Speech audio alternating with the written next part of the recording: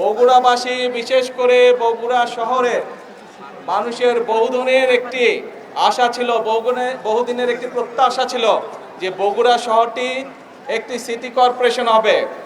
আমরা 2001 সাল থেকে এটির কাজ শুরু করছিলাম।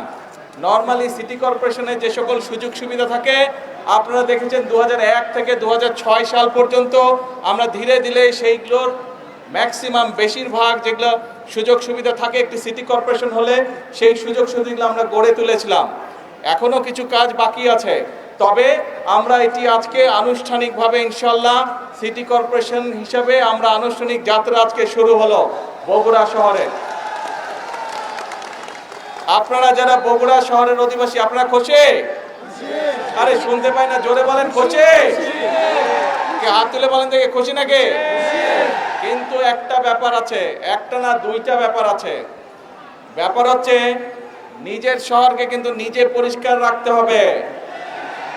পরিষ্কার কিন্তু আপনারা রাখেন নাই। আমি আসার সময় ওই রাস্তা থেকে স্টেশন রোডে দেখলাম দুই পাশে অনেক ময়লা। আমি প্রশাসনের সাথেও কথা বলেছি, কিন্তু প্রশাসনেরটা করবে, কিন্তু নিজের ঘর তো নিজেকে পরিষ্কার রাখতে হবে, তাই নয় কি? হ্যাঁ, এখন সেটা স্টেশন রোড হোক, গোহাইল রোড হোক, বনানী মাটিটালি হোক, ভিতরের রাস্তাগুলো হোক, যারা এই সিটি কর্পোরেশনের মানুষ, যারা সিটি কর্পোরেশন আপনারা বাস করবেন, আমাদের নিজেদের শহরের যত্ন আমাদেরকে নিতে হবে, তাই তো? আমরা সবসময় আপনারা বলেন যে বগুড়া শহরকে একটা মডেল টাউন হিসেবে গড়ে তুলবেন, কিন্তু মডেল টাউন করতে গেলে তো শুধু সরকার একা পারবে না। এলাকার মানুষ, শহরের মানুষ যদি চেষ্টা না করে, শহরের মানুষ যদি একসাথে কাজ না করে, তাহলে তো সম্ভব না রে ভাই। আপনারা এখানে অনেকে ছোট ছিলেন, দেখেন নাই, আজ বড় হয়েছেন, কিন্তু মুরব্বী যারা আছে তাদেরকে জিজ্ঞেস করবেন 1 থেকে 6 পর্যন্ত আমরা কিভাবে মোটামুটিভাবে শহরে বহু কাজ করেছিলাম। সেই পানি আটকে যেত, সেইগুলোর কাছ থেকে শুরু করে, ড্রেনের কাছ থেকে শুরু করে, বিভিন্ন রাস্তাঘাটের কাছ থেকে শুরু করে, ফুলবাড়ির ওইদিকে যে ভিতরে রাস্তাঘাটগুলো ছিল সেই রাস্তাঘাটগুলোকে ঠিক করা সহ, ড্রেনেজ ঠিক করা সহ বিভিন্ন কাজগুলো আমরা করেছি।